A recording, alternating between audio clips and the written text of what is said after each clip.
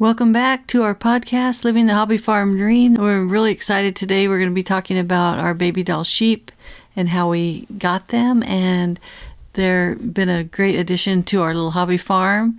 And so if you've ever heard of Babydoll sheep or thought about adding some sheep to your farm, these are great for a hobby farm, especially someone like us. We wanted to have some animals that were gentle and good with children and that would help with our yard and with the weeds and grass, and be a great addition to our little hobby farm. So today we'll get on with that. And first of all, I just want to tell you a teeny bit about Babydoll sheep. I did a lot of research before we brought these Babydoll sheep to our farm. I did a lot online. I read a lot of books about different kinds of sheep. And these Babydolls just kept coming back to me as far as being a great breed to have around for our little hobby farm with children and grandchildren and all the different people that were going to be coming to visit our farm. We just have them for pets here on our little farm, but they are small size, which is about 18 to 24 inches tall, and they have an ability to control weeds in your yard and also in places like orchards and vineyards. They're a heritage Southdown sheep, they're called. They're an ancient breed, and they have a very gentle nature. They originally come out of England. They are naturally polled, which means that they don't have horns on their head, which is really, really nice. They have very soft wool, and it's similar to cashmere. It has to be put with other wool if you're going to have that made into yarn. It's a short type of wool, and they're great for families and for kids, and they live to be about 10 to 16 years old. They make great mothers and oftentimes have twins born at the same time. Here on our farm, we wanted to have like a petting area where kids from schools that came or groups of children that came to our home would be able to feel safe around them and be able to pet them and feed them some treats. The thing that about them that also is really, really good is they stay inside low fences. You don't have to have really high fences. They're pretty content to just stay here where they can get their food. They're not always trying to get over the fence and get away. They are very content to just stay here in their home. When we first got our Babydoll sheep, we got them through a place called Woolly Treasured Farms, which was in Illinois. We did have them shipped to us. We had to pay a cost to have them shipped to us. And they came in Flagstaff, Arizona, like I said before in a previous podcast. We had to drive up there and get them, and we took a big dog crate. We got twins, a black sheep, Maggie, and a white sheep, Molly, and we took them in our truck, in the back of our truck, inside with us. And I remember thinking I'd never heard such a loud noise in my life all the way home, or a big part of the way home. They were making their baying noises, and I wasn't raised around sheep of any type, and so it was quite the experience to hear that all the way home. But when we got home, we had a place all set up for them that was safe from coyotes and predators. It was like a big dog run that had a roof on it, and we were able to raise them in there. We started them out with some special food that is meant for lambs, that is medicated and has some things to help them. They were also wormed by the place that we bought them from before we brought them home, and then we found a vet within a month or so to come out and look at them and check them out and make sure that they were healthy. We also had the vet come a few more times during that first year or so to make sure that they were healthy and make sure that they were growing and doing the things that they needed to be. As far as their health, they were just so full of life and fun, and fun to watch them jump and run, and they were very happy here coming to our farm. In the beginning, we did put a halter on them and try to teach them how to walk around, getting them to go where you need them to go.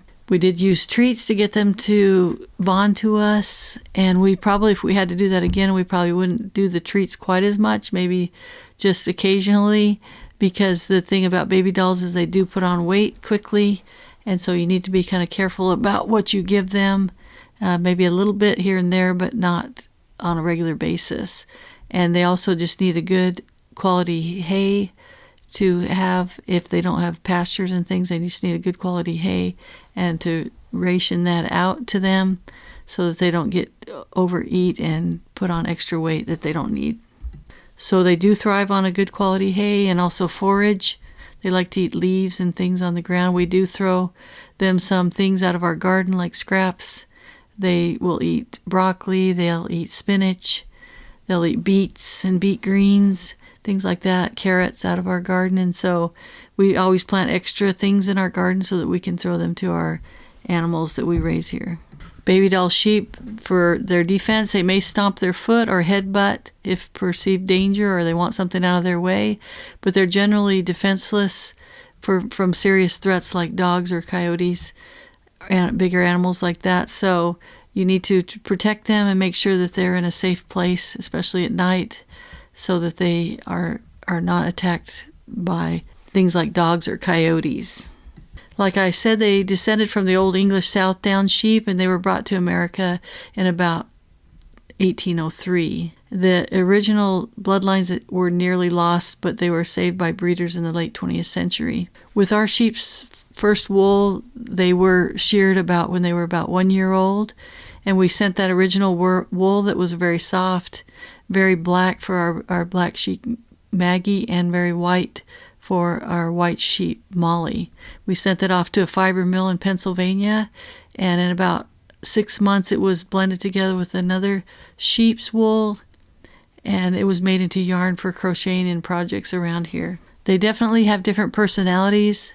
Maggie was much more pushy. She would get in under the tarp into the hay and pig out on it. If you didn't watch her a lot more than Maggie would follow Molly to do whatever she did, but Maggie has a lot more mild personality than Molly. And they're very gentle, and they're not really big, so they're easier to manage on your farm. Some sheep have a lot more outgoing personality. Some sheep will just come right up to you, and they're not scared of you, and some are a little more timid and will stand back. I know when we have children come here, we have to teach them about how to approach sheep and how not to chase the animals on our farm. So that's something that sheep can be a little offish of people that they don't know. So you need to teach people how to approach them and how to be gentle, and then they'll warm up over time. They are non-aggressive by nature, and so they get along with other docile breeds of livestock. We do have a horse, and so we do let them be together, but not in the same paddock or in the same fencing, but they can still see each other, and they're both herd animals, like I said before, and so they get along well together that way. But if they're another calm livestock or calm sheep, they will get along fine with those. Our sheep are around chickens also. They've been around turkeys, and they've been fine. We had a very gentle dog that was an Australian Shepherd dog, but he was very gentle, and so he could be around the sheep too, and they didn't bother him, and he didn't bother them either. We've noticed the sheep can have a very calming effect on our horse and around people and animals. If you just see them grazing out in the field or laying down, chewing their cud, they're a very calming animal to other animals on your farm, which is a real plus. Our Babydoll sheep really like their routine. They like to come out in the morning and maybe get a little grass to eat. If it's wintertime, we might throw them some hay. Or during the summer, they just like to get out and graze on the pasture and in the fields that we have here. The great thing about Babydolls on a hobby farm is you don't need a whole lot of acreage. They're known as easy keepers because that means that they don't take a lot of care. Sometimes you can give them something like grain or a little treat, but like I said before, not a whole lot because they do put on weight easily. They're not really hard on your land. We have had them nibble a little bit on our citrus trees, but overall they have been pretty gentle with everything in our yard. The shelter that we have for our sheep is not really huge, but it's just enough for them to get out of the rain. They can also go into the stall where the horse is if the horse is out in pasture. They also like to have some shelter if the weather's really, really bad. Here in Arizona where we live, we have a shelter for them that has a lot of air movement through it because it gets pretty warm in the summers. We also put up a fan for them, and we also have misting systems in the stall for the horse and in the cage for the sheep. One of the costs of having sheep is the Babydoll sheep is you do have to have them sheared. Here where we live in Arizona, we have them sheared 2 to 3 times a year because of the heat. The shearer that we have was trained in Australia, and he does a great job. He can shear each sheep in about 15 minutes. He's really fast and really good at it. He also trims their hooves for us twice a year and gives them their deworming and their shots for the year. which is really, really helpful to have him do all those things for us. The cost here for shearing and for giving them their shots and also doing their feet is around $120, about 3 times a year, which is really, really good. During the summers, they graze the grass that is growing in our pastures, so that saves us some money in the summertime. During the wintertime, we do supplement with some good quality grass hay. They would eat about half a flake in the morning and half a flake at night. We do have to lure them in with some sort of a treat at night to get them to go back into their cage at night for their safety. Sometimes they can be a little stubborn and not want to go into their cage at night, but eventually we get them to go inside. Another cost is we do put down some hay or shavings in their cage, sometimes if it's been rainy or they need to have a softer place to lay down. My husband did build a 3-sided little area inside where they can go inside and get some respite from the rain and from the bad weather that we get sometimes with the monsoons in the summer. One thing that I really love about the Babydoll sheep is that they always look like they're smiling. A lot of times I'll just go sit down in the yard under a tree or somewhere by them, and they'll just come lay by you chewing their cud, and you can scratch them and spend time with them, and it is very calming to be around them, and they like to be with people. We are planning on getting a couple more lambs this springtime through the same place we did before at Woolly Treasured Farms in Illinois.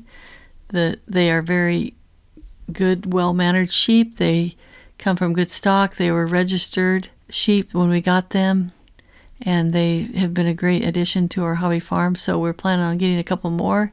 We've truly fallen in love with the breed, and we'd highly recommend them for a small hobby farm like ours. When we first got our Babydoll sheep, we did trim their hooves ourselves. My husband and I had to do it, and we had to put the halters on them to hold them, and it was a little bit difficult, but it's something that you can learn to do, and some people even learn how to shear their own sheep. We're grateful that we have someone that can help us with that because we didn't grow up that way, and since we're a little bit older, they're kind of big for us to shear them and do everything, so for us it's worth the cost of getting them sheared and having someone else give the shots. But that is something that you can learn to do yourself if you like. I would say for us the very, very best part of having Babydoll sheep is that they make wonderful pets. You can breed them if you want. They make good mothers. We haven't bred ours, but they do make great mothers. So if that's something you're interested in, you can always find, I think, someone to buy your sheep because they are so darling and people really love them when they meet them. Their personalities, they love everything about them. But we use ours as pets. We've really, really enjoyed them. We love to watch children with them. We've had our grandchildren here with them from the time they were born, and they absolutely are some of the best pets that I've ever had. Their wool is really nice to not only send off to get made into yarn, but you can make dryer balls out of it. You can use it for birds' nesting material. We've used it in our coop for our hens to lay eggs in it. We put some in a can out in our backyard. Some of our chickens have found it and been laying their eggs in there for the past few years, and they absolutely love it because it's soft nesting material. You can also use it as insulation around your plants and trees.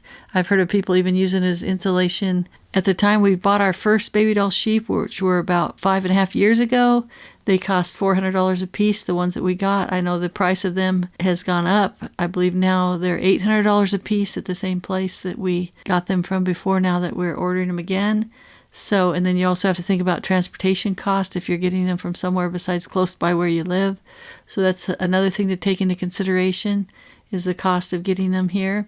And because they're popular for hobby farms, their price has gone up.